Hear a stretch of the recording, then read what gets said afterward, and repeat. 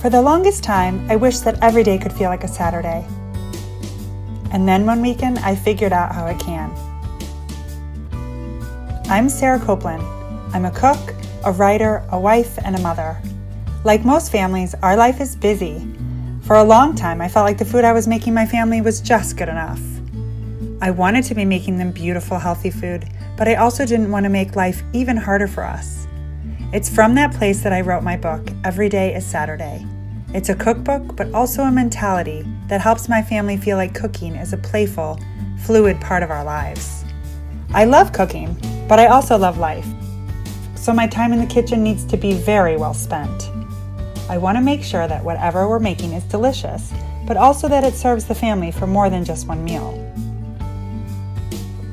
You can taste the love, but it didn't take all day to make it. It's that kind of nurturing food that Every Day is Saturday is all about. It's about infusing a dreamy weekend vibe into your home and creating meals that are way more than good enough, any day of the week. Because good food is a hallmark of a happy life. I'd love to show you how this works for my family, and how it can work for yours too.